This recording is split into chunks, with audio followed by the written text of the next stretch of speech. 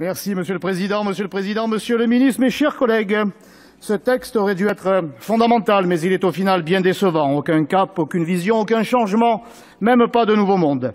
On y retrouve toutes les dérives de ce monde de déracinés porté par les idéologues du ministère de l'Éducation nationale depuis des années. On remplace les termes intégration dans la société par une société inclusive. C'est tout le symbole de la disparition d'une vision globale de la communauté, du bien commun et de la nation. C'est la consécration des intérêts particuliers face à l'impérieuse nécessité de l'instruction des savoirs fondamentaux, de la transmission de notre héritage et de notre culture et de l'assimilation à notre pays. Votre projet de loi s'appelle, Monsieur le Ministre, pour une école de la confiance. Mais la confiance, ça ne se décrète pas. Cette confiance, elle se mérite et se gagne en créant les conditions favorables à son éclosion. Et ces conditions ne sont en rien réunies dans ce texte. Il faut en réalité changer totalement de cap en redonnant tout d'abord du sens à l'autorité du professeur sur les élèves. L'élève ne saurait être l'égal du maître. Le maître est là pour enseigner, pour transmettre. L'élève pour écouter, apprendre, comprendre dans le respect absolu de son professeur. On se souvient tous de cette vidéo d'un professeur braqué par un élève avec une arme qui s'est révélée être factice et de toute la polémique du hashtag pas de vague d'un corps professoral qui n'en peut plus de cette violence devenue quotidienne.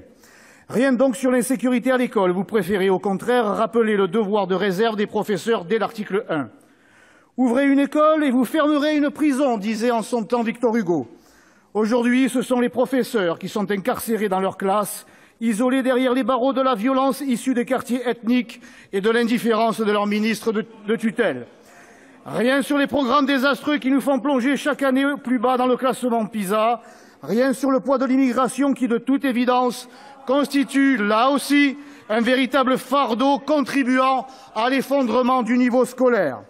À croire que demain, quand cette loi sera votée, les classes en ruralité pourront continuer de disparaître, les établissements de REP et REP+, continuer de péricliter, les élus locaux plus abandonnés encore dans la gestion des établissements.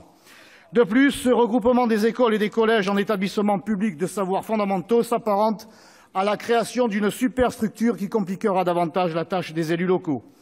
Il supprime la présence de l'interlocuteur primordial pour les parents d'élèves qu'est le directeur d'école et constitue la menace de voir à terme la suppression de postes et d'écoles. On ajoute à cela l'apparition des termes parent 1 et parent 2 dans les formulaires scolaires, une véritable provocation qui ne semble pas heurter la majorité de droite du Sénat et qui est tellement révélatrice de la place qu'occupe l'idéologie dans nos institutions, y compris, surtout même, dans l'institution scolaire. Finalement, l'instruction obligatoire à 3 ans, c'est une nouvelle contrainte pour les familles et les collectivités locales, un pur gadget pour faire croire que tout change alors que rien ne change.